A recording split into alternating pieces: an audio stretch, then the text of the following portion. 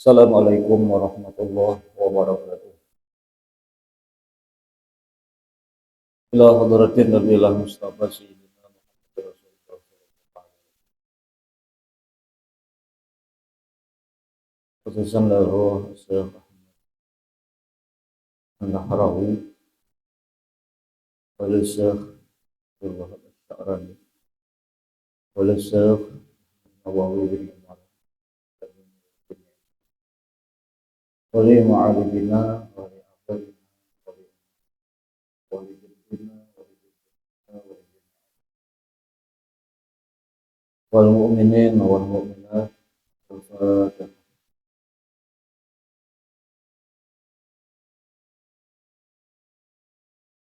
Wa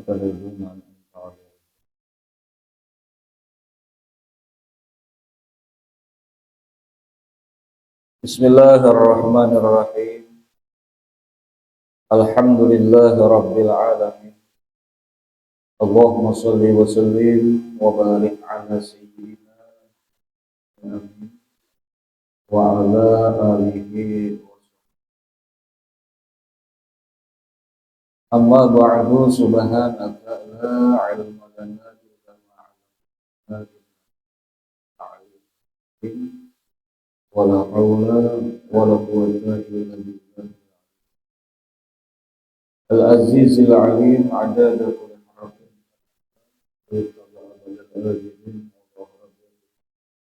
radhiyallahu anni wa ankum. Bapak Ibu hadirin wal hadirat rahimakumullah. Pertama, bersyukur kepada Allah yang melimpahkan taufik hidayah dan memberikan berbagai macam kenikmatan kepada kita, baik itu sehat walafiat, waktu lapang maupun kemudian salawat beriring salam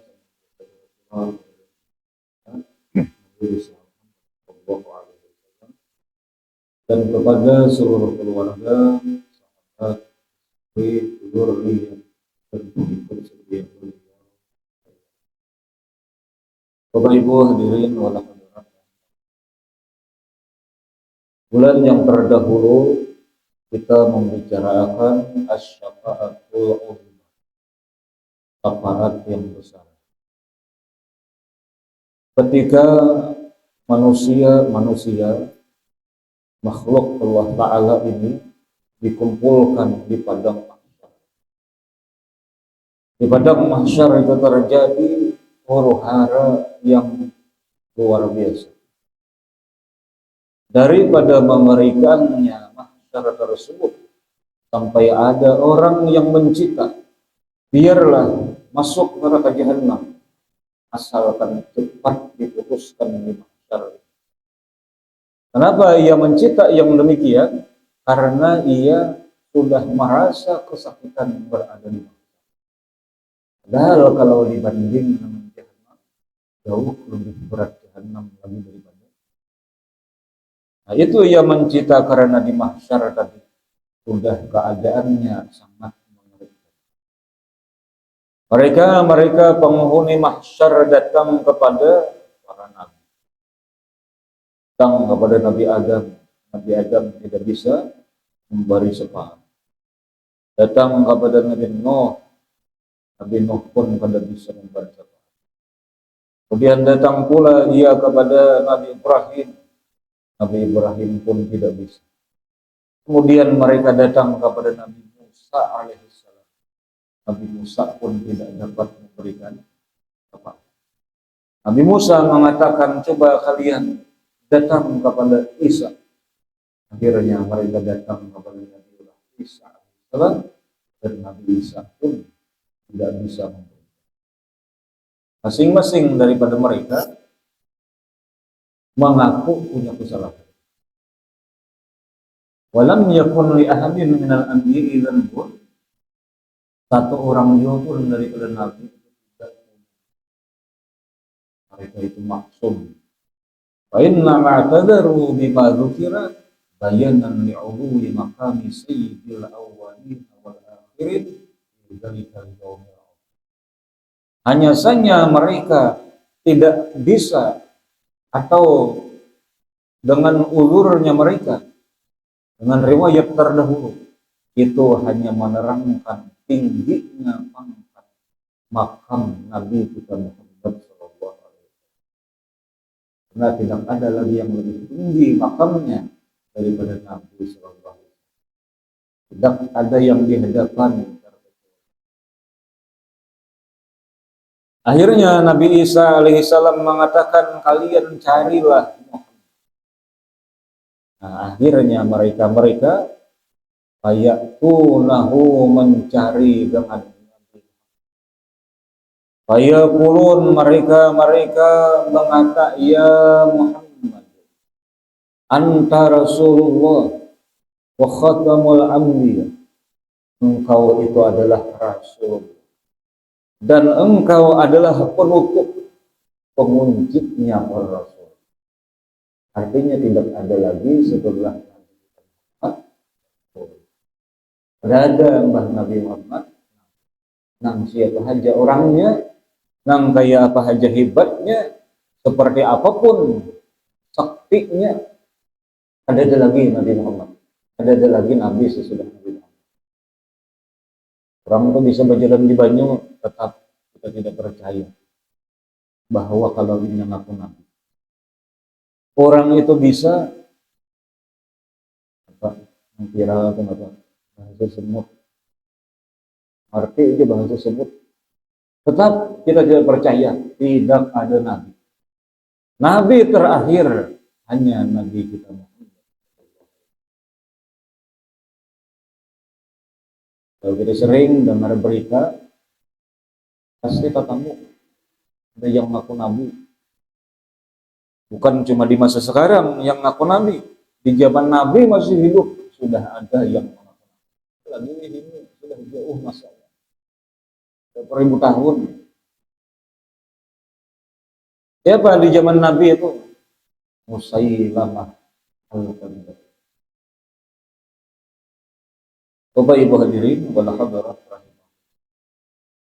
Kau adalah utusan Allah, kau adalah penutup para nabi. Asfa'alana ila rabbik, maka berilah syafaat pertolongan kepada kami, kepada Tuhan. Ala tara ma nahnu fihi, bukankah engkau telah mengetahui bagaimana keadaan kami di mana? Jadi mereka komentar ingin mendapat keputusan supaya secepatnya. Lalu datang kepada Nabi Muhammad sallallahu alaihi wasallam. Fayaqul ana laha ummati. Nabi menjawab, akulah yang berhak dengan syafaat. Lalu beliau memanggil umat. Umat ini sangat luar biasa, dipentingkan oleh Nabi sallallahu alaihi wasallam. Ketika beliau hendak wafat, bahwa salat ummati salat umatku. Salat itu suatu perbuatan yang sangat penting. Makanya kita jaga anak-anak kita supaya terpelihara salat. Maka apabila anak itu sudah berumur 7, kita diwajibkan memerintah salat. Ya, sampai 10 diwajibkan kepada orang tua untuk memukul. 3 tahun masa latihan membiasakan salat. Sudah 3 tahun masih aja pukul orang tua. Jadi perkara-perkara salat ini bukan sesuatu yang bisa kita abaikan. Kita jaga orang-orang yang ada di rumah supaya ia memelihara dengan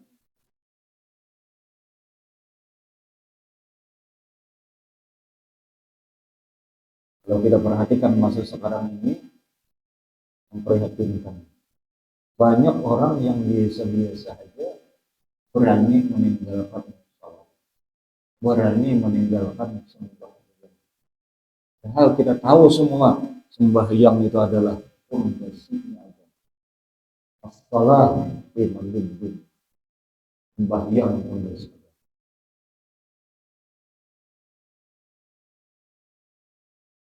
Bapak Ibu hadirin wal hadirat, ketika Nabi kita Shallallahu Alaihi Wasallam bermunajat sujud kepada Allah di arsy, wa yuqalu ya Muhammad, maka dikatakan wahai Muhammad, irfa' ra'saka wa saqta washfa' usaffa ay tuqbalu sab'at. Wahai Muhammad, angkatlah kepalamu dan pintalah maka engkau akan diberi. Minta syafaatlah maka akan diberi syafaat. Artinya diperkenankan. Fayarfa'u ra'sahu, kemudian Nabi mengangkat kepala beliau. Wa yaqulu ya Rabbi ajil baina ummati, ya Rabbi ajil hisab. Wahai Tuhan, putuskan di antara umat supaya mendapat keputusan di mahsyar. Artinya hukumkan, putuskan keadaan orang-orang yang ada. Dan kemudian wahai Tuhan, segerakan hisab mereka. Fayatin nida na'am ya Muhammad, maka datanglah suara panggilan ya wahai Muhammad. Wa hadhihi syafa'atu ta'ummu jami'al khalqi min insin wa jinnin wa mu'minin wa kafirin. Dan syafaat ini adalah mengumumi ke semua makhluk, baik daripada manusia, jin, orang beriman, orang non kafir, daripada ini umat dan manusia. Walidzalika tusamma asy-syafa'atul uzma. Sebab demikian dinamai dengan syafaat. Karena Nabi yang berhak untuk memberikan syafaat yang besar. Wahia awalul makamil mahmud alladzi yahmaduhu sallallahu alaihi wasallam fihil awaluna wal akhirun. Ini adalah awal makam yang terpuji, maka memuji akan Nabi sallallahu alaihi wasallam oleh orang-orang terdahulu. Di syafaat uzma wajib kita juga. Hanya ini penghabaran yang dibawa oleh Nabi sallallahu. Kalau kita mau mendapatkan syafaat yang khusus daripada Nabi, maka ada caranya. Apa ia? Perbanyaklah memberi salawat kepada Nabi. Salawat kepada Nabi. Kalau serang salawatnya mau yang beri salawat itu banyak. Kalau hendak khusus itu ada buku seperti umpama Dalailul Khairat, buku salawat manusia. Atau kita hendak membaca seperti biasanya di dalam perkumpulan kita Maulid Al-Habsyi atau salawat-salawat yang lain. Hendak memperpanjang salawat, terserah kita membaca salawat. Cuma banyak membaca, maka orang itu nanti akan mendapatkan syafaat. Contoh lagi orang yang akan mendapat syafaatnya. Siapa, ujar Nabi, yang membaca Allahumma Rabb hadhihi da'wati tammah setelah azan, maka ia akan mendapatkan hukum azan. Makanya bila orang azan itu kita disuruh juga hanya untuk mendengarkan panggilan azan dan menjawab panggilan azan. Contoh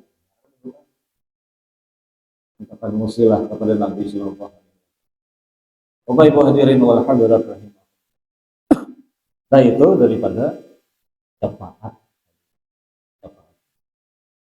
Wa minhu, dan kemudian di antara penghabaran lagi yang dibawa oleh Nabi sallallahu alaihi wasallam yang kita wajib percaya dengan kabar tersebut, as-sirat, yaitu adalah titian sirat. wa huwa jisrun mamdudun ala matni jahannam, yaitu adalah jembatan yang dibentang di permukaan jahannam,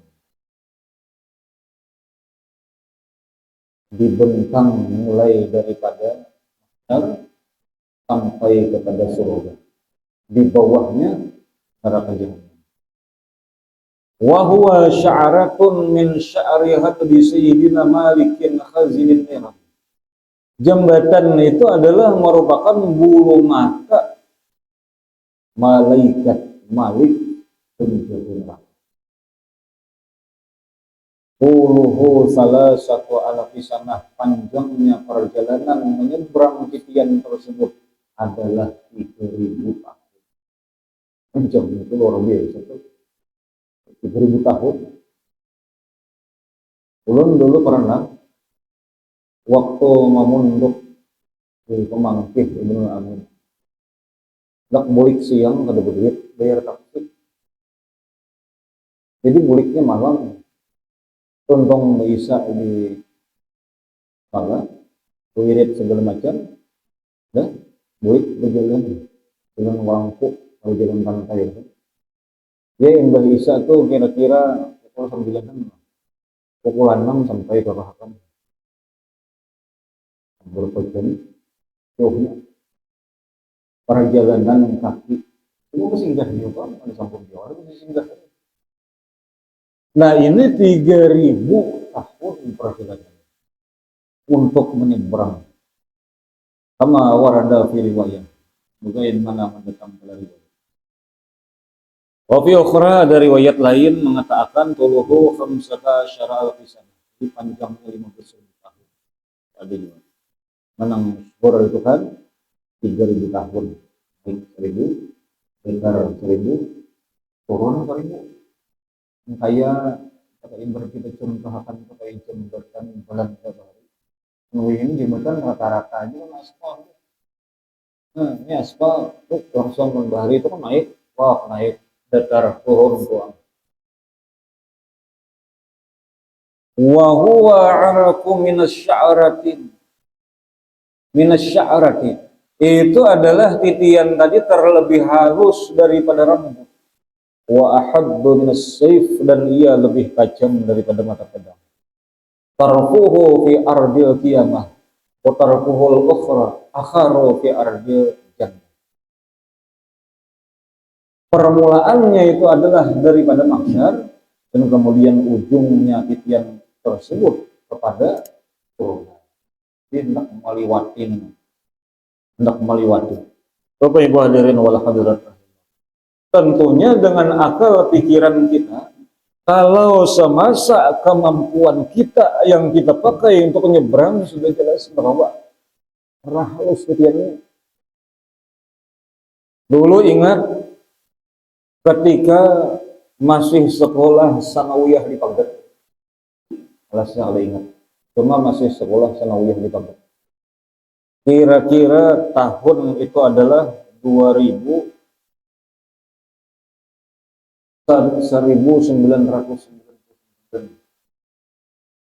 Nah ketika itu kami mengatam. Kebetulan yang dibuat ini karung, yang 4 balik ada, yang 5 balik ada. Dan membawa bani itu nyeberang sungai di sana. Ada panjang, ada sungainya paling 3 meter. Tapi jembatannya cuma 1 lembar, cuma ulin 6 kantela. Ini lebih kantelanya. Nah jadi bani tadi dipikul di belakang, melewati jembatan yang sakapin. Itu luar biasa sulitnya menyeberang. Sebab bawaan, yang ada bawaan gini, misalkan bani itu sakapin itu. Ini yang kehalusan. Nah kehalusan ini yang dibawa. Titian untuk penyeberangan ke sebelah, yaitu ke surga. Bapak Ibu hadirin wal hadirat rahimakumullah. Dan kemudian qala al-Imam al-Ghazali wa ghairuhu rahimahumullah, mengata oleh al-Imam al-Ghazali rahimahumullah, yajuzu ahadus sirat la yajuza ahadun as-sirat hatta yus'ala fi sab'i kanafir. Tidak melewati seseorang di titian siratal mustaqim tersebut sehingga ia ditanya daripada 7 peninggalan. Nah, jadi ada pusnya pulang, maka sudah nyebrang nengali, ada pulang pertanyaan-pertanyaan. Malah riwayat lain ada pula di situ terkait macam-macam namang ganggu orang yang lewat. Wa ammal qantaratul ula fa yus'alu anil iman billah wa hiya syahadatu an la ilaha illallah. Adapun penyinggahan pertama maka ditanya daripada iman kepada Allah. Dia adalah syahadat. Fa in jaa biha mukhlishan jaza, jikalau datang ia dengan kebersihan iman maka ia bisa melewati. Tsumma yus'alu fil qandratisani hanis shalah, kemudian ditanya daripada penyinggahan yang kedua daripada sembahyang. Fa in jaa biha tamatan jaza, jikalau ia datang membawa dengan kesempurnaan sembahyang maka ia bisa melewati. Yang ini sesuatu yang sangat perlu kita perhatikan. Kita memerlukan sembahyang. Nah, jadi kedebaran belum melakukan. Kalau kita menganggap sembahyang itu adalah kewajiban bagi kita, kedebaran melakukan. Sulit melakukan. Tapi kalau kita tanamkan di hati kita, kita memerlukan dengan sembahyang ini, maka hati kita ada berat untuk melaksanakan.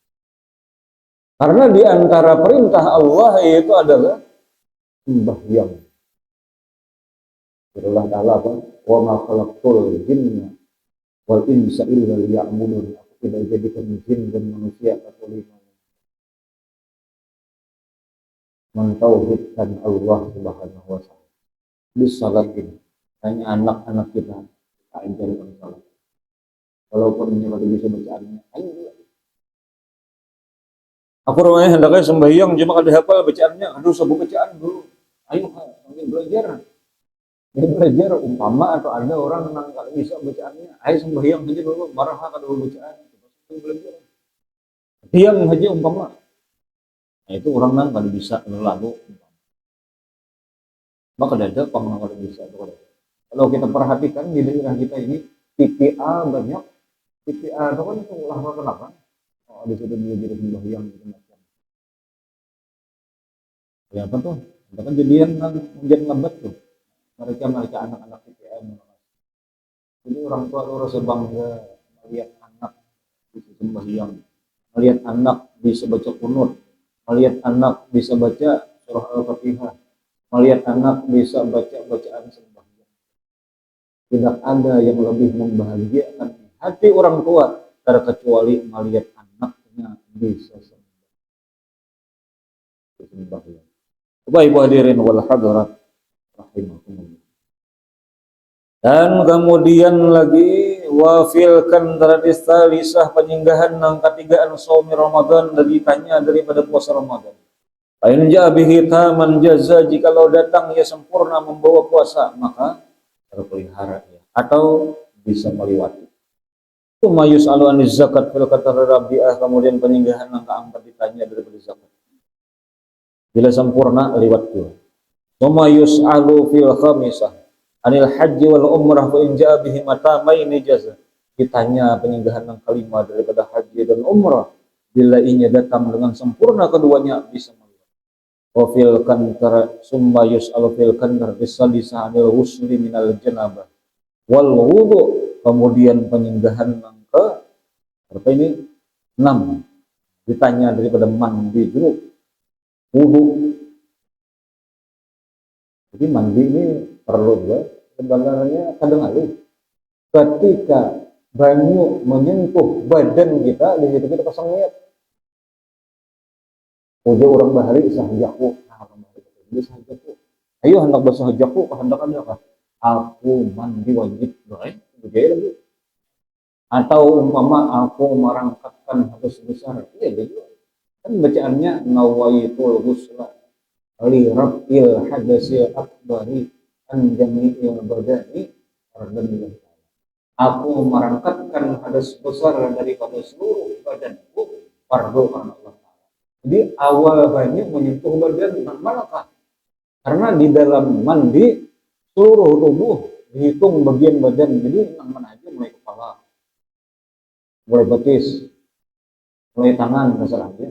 Awal tersentuhnya air ketika mandi. Hadas besar itu seperti bini-bini di bulan. Seperti bahwa hubungan suami istri itu kan ada sebesar namanya, ada sebesar. Nah jadi ditanya. Kemudian daripada wudhu juga, wudhu bagaimana? Wudhu itu rukunnya sedikit aja, sunatnya banyak. Rukun wudhu 6, muha isi di dalamnya niat. Nah wudhu kan mau niat dilain muha doang. Kalau yang membasuh tangan niat berniat, letaknya itu adalah ketika basuhan pertama di wajah. Nah, itu kalau wudhu lain mandi. Tapi seandainya kita mandi daripada hadas besar tadi, selama mandi tidak mengerja pembatal wudhu, maka boleh kita mengerja sembahyang selesai mandi. Ada wudhu lagi artinya. Tapi syaratnya ketika mandi tidak menggawi pembatal wudhu, takut ada bagusuk kejapai nang sahuaran untuk ada dua. Makanya apabila seseorang itu hendak mandi janabah, makanya orang mandi janabah itu imbah junub itu sunat hukumnya kami. Kan ada sebabnya, supaya sperma nang tinggal di batang kamaluan itu habis keluar. Karena kalau ini air mani itu kada keluar sebab kada dikaminakan, itu kayaknya bisa berpotensi mandi 2 kali. Kayak contohnya, kayak ini. Laki-laki bini-bini suami istri hubungan. Jadi jenang laki aku mandi, yang subuh. Kalinya ini ke kamar mandi itu kada bakal nih dibasuhin aja. Iya kada apa-apa, jadi basuh, sabun bersih. Nah kemudian mandi, setelah mandi turunnya, kalangkan, turun ke masjid. Soalnya di masjid jadi imam orang. Wah, potong sembahyang boleh, mbah bolehnya bakamih bukannya. Waktu bakamih pas nang sisa tadi keluar selajur 4 kami, maka wajib mandi kali 2 kali kan mandi itu jangan. 2 kali mandi. Jadi maksud wajib mandi itu adalah air mani yang keluar daripada air maninya sendiri. Ini kan mandi 2 kali. Tapi kalau yang keluar itu air mani orang lain, ada wajib mandi yang kedua. Kenapa aja di air mani orang lain? Ini contohnya. Ada itu dijelaskan di dalam sebagian kita. Bila mani orang lain yang keluar, itu sekali aja wajib mandi, yang kedua kan wajib. Contoh laki-laki lawan bini-bini berhubungan. Ini tingkat tapurno sedikit cuma hukum. Tapi bini begawi. Yang laki keluar air maninya, yang bini kada. Lalu laki mandi, yang bini mandi orang aja, nya kada bakal kada, cuma mandi orang. Untuk mandi sembahyang subuh, pukul 6, pukul 7, anak bakal yang bini, tak yang bini bakal pas bakal keluar air mani tadi, maka bini tadi kada wajib mandi yang kedua. Kenapa? Puninya kan itu, punang laki dan ketinggalan. Maka syarat wajib itu ampun saurang. Nah itu di dalam fikih. Itu ada penjelasan demikian, umpama seperti kitabnya dikarang oleh Habib Muhammad bin Salim Al-Fakir Salidah dari situ. Nah itu bedanya dengan kalau ampun sendiri yang ampun saurang. Nah kemudian lanjut. Summa yus'alu fil kanrati sabi'ah wa as'abul kanatir. Kemudian ketika seseorang meliwat daripada titian serta mustaqim sampai kepada penyinggahan yang ketujuh, inilah sepaling sulit penyinggahan. Maka ibarat rajia ini ketat rajianya yang ketujuh, nang saraba kepion ditakoninya, nang istinqa hudahnya sampai ketutup pintil ditakoninya. Adih banget artinya, hendak liwat di situ, ada sampurna beneran. Apa nang ditanya nang kangalihan ini anzulumatin nas daripada menggali. Nah makanya kita berusaha kehidupan kita di dunia. Jangan sampai tahwal lawan makhluk, apalagi sampai mengambil hak orang lain. Apabila kita ada mengambil hak orang lain, secepatnya minta halal lawan orang lain. Kita umpama pemarasan lawan ini mengidam, hendak manggil, nukar kayaknya kada berduit, ada mangga tetangga kan, ada pedasan, pemarasan begini, ambil aja, nah cepat-cepat minta rida, tangi ampunnya, no ampun mangga, nah aku minta rida mangga. Ayo hai ikan hitung hutang ada bapak. Nah, pagarang jangan pun mangga. Aku mau mangga ikan dini, kemang lidan aku ada duit. Jadi aku sementara ini minta rida dahulu. Cuma kita bayari. Oh, kalau bapak dinya aku relakan, nah, selesai urusan. Selesai urusan. Karena yang bersangkut paut dengan makhluk ini bukan cuma selesai daripada di dunia, tapi akan bersangkut sampai ke negeri akhirat. Baik kita menjalin kehormatan, menzalim hartanya, menzalim apa-apa yang berkaitan dengannya, sangat kita jauhi. Makanya yang paling aman hidup di akhir zaman sering menyendiri dan pendiam. Arti menyendiri itu tanpa beranai, arti menyendiri itu rancak mengurangi, arti beranai itu adalah berpanggil seadanya. Umpama kita terkumpul-kumpul orang yang berjenis ilmu, terkumpul di masjid berjemaah, itu artinya orang jawab, jangan saudara pertanyaan banyak. Namun kita kebanyakan panggil ada yang tergentar kemana. Nah itu adalah orang di akhir zaman. Orang di akhir zaman. Bapak Ibu hadirin wal hadirat rahimakumullah.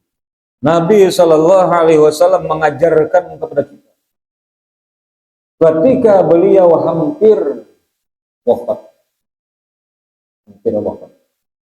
Beliau itu datang mengumpul sahabat. Jadi ujar Nabi, di antara kalian apakah ada yang pernah aku zalimi, aku sakiti, hartanya, badannya, kehormatannya, atau apa? Maka sekarang ini silahkan balas. Sahabat seikung kalau dalam membalasnya. Berdiri seikung yang bernama Sawat. Ada yang mengatakan riwayat lain Ukasah bin Mihsan. Ujar Sawat, ulun ya Rasulullah. Karena pian hendak minta kisah, pian hendak terbalas, ulun balas. Nah, apa dia Rasulullah? Ayo pian ingatlah dahulu. Pian pernah memukul parut ulun. Oh iya, ya Rasulullah ingat banget. Ayo, mau nikah hendak membalas, balas. Jadi minta ambilkan tempat.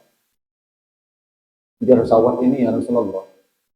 Ketika engkau dulu memukul ulun waktu itu kada baju.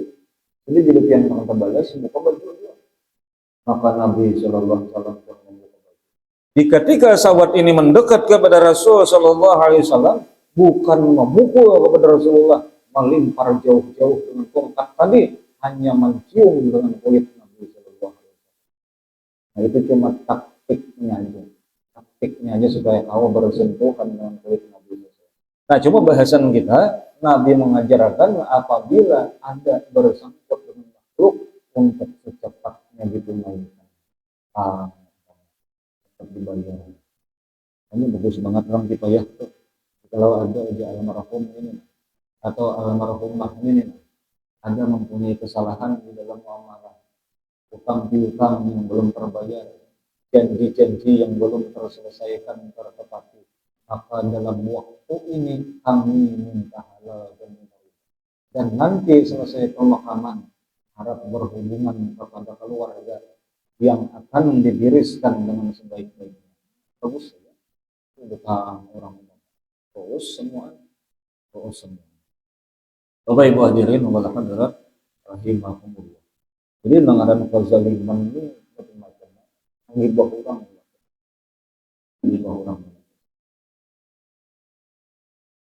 Nah itu tadi adalah lewat titian yang sangat panjang untuk menempuh perjalanan ke padang. Nah kemudian Bapak Ibu hadirin wal hadirat rahimakumullah. kita bicarakan sedikit tentang Anda yang kita para ini. Kalau dilihat-lihat ini bisa Rabu. Jadi para sahabat itu pernah bertanya kepada Nabi, wahai Rasul, ini sahabat, kurban itu apa?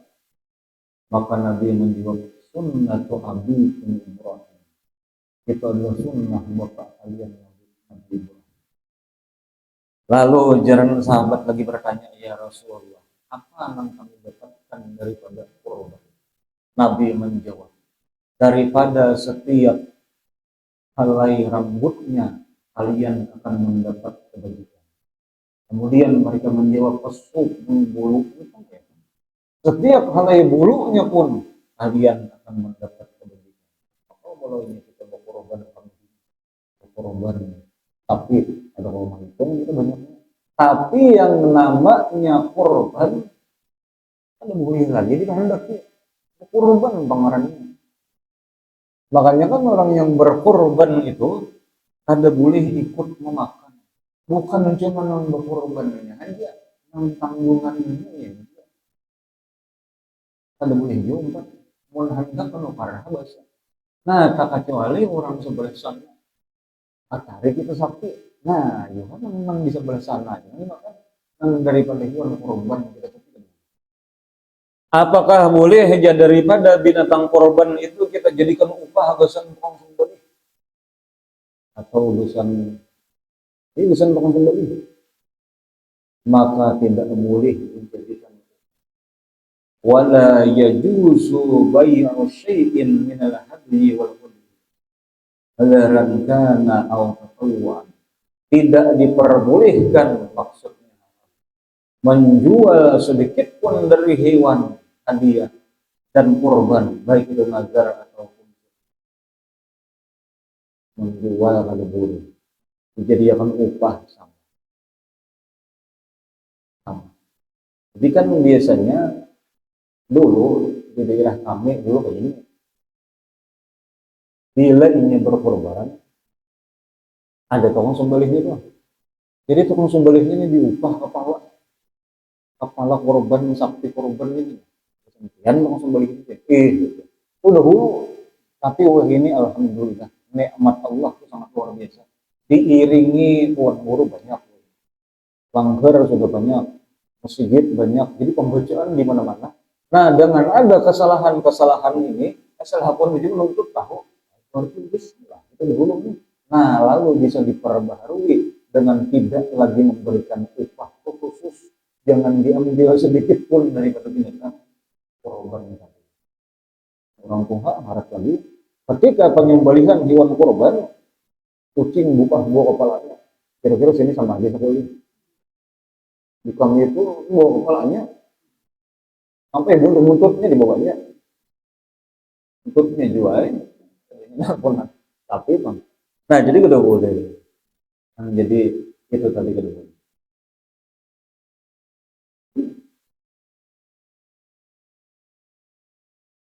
Wala yabi'u kada boleh ay yahrumu 'alal mudahi bai'u syai'in haram atas orang yang berkorban itu menjual sedikit walaupun daripada korban.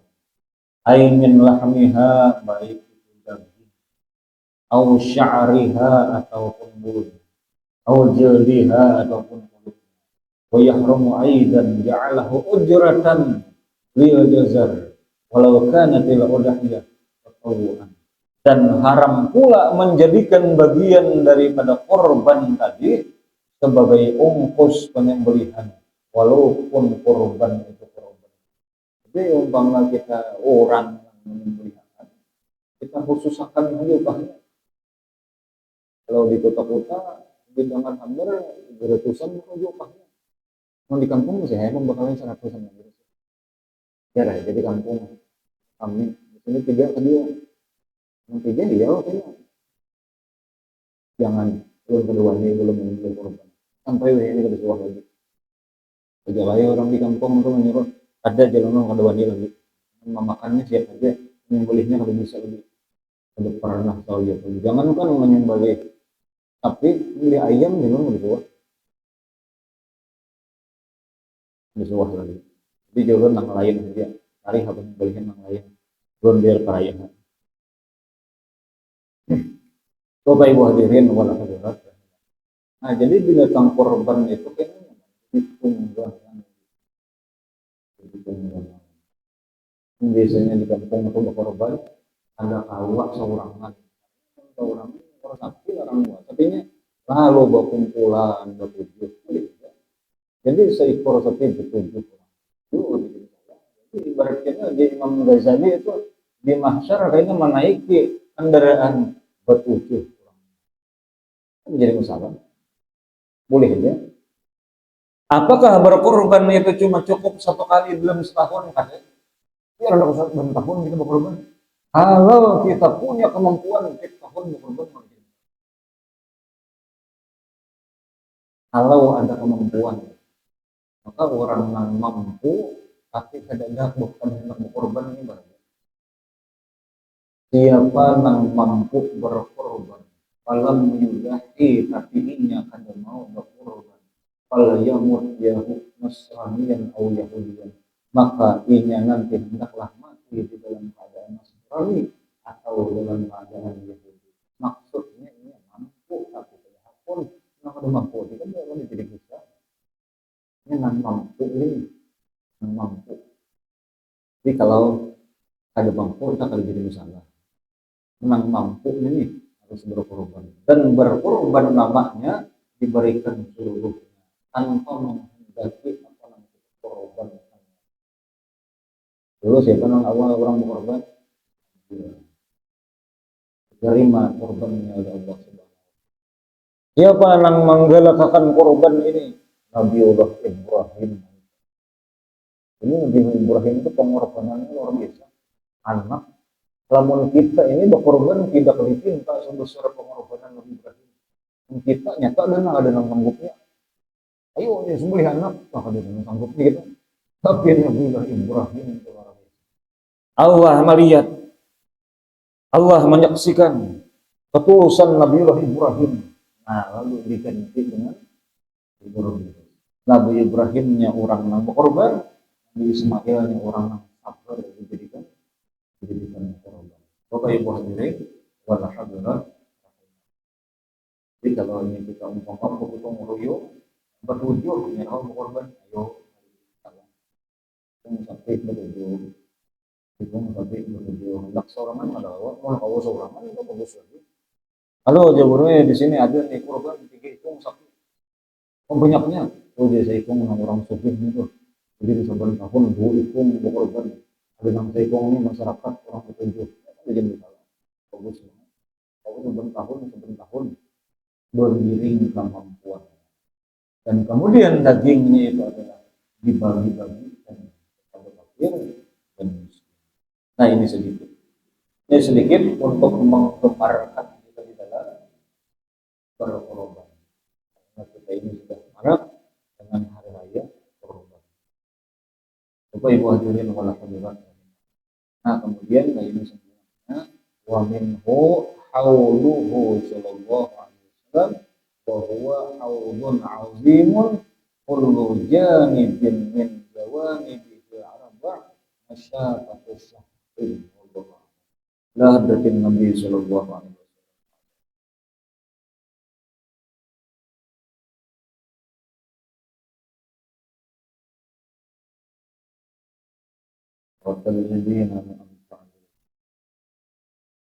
Bismillahirrahmanirrahim. Alhamdulillah rabbil